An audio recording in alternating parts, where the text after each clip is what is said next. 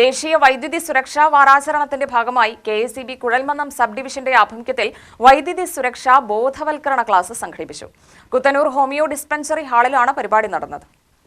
Palakkad circle chief safety officer Sheeba Evans ഉദ്ഘാടനം ചെയ്തു. വൈദ്യുതി അപകടങ്ങൾ ഒഴിവാക്കുന്നതിന് പൊതുജനങ്ങളും വൈദ്യുതി മേഖലയിലെ ജീവനക്കാരും കൂടുതൽ ജാഗ്രത പുലർത്തേണ്ടതിന്റെ ആവശ്യകത അവർ ഉദ്ഘാടന പ്രസംഗത്തിൽ ചൂണ്ടിക്കാട്ടി.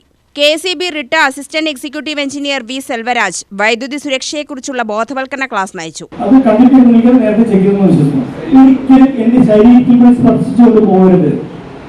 കാരണം ഏതെങ്കിലും തരത്തിൽ സപ്ലൈ ഉണ്ടെങ്കിൽ അത് ഡിസ്ചാർജ് ചെയ്യുന്ന ആ വയറിൽ കൂടിയിട്ടാണ് എന്റെ ശരീരത്തിലാണ് എനിക്ക് അവിടെ പോയി കിട്ടും, അല്ലെങ്കിൽ ഷോക്ക് അടിക്കും.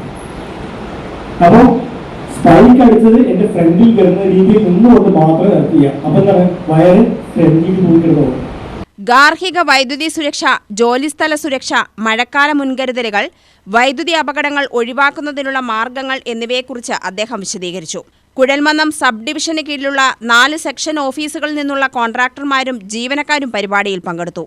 Peringottukurissi section assistant engineer Ratheesh അധ്യക്ഷനായി.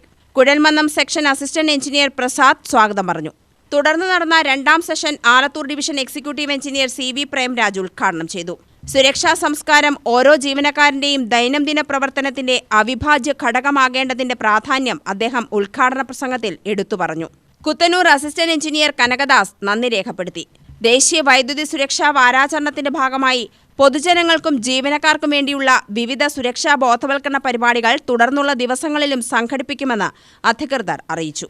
UTV news, Palakkad.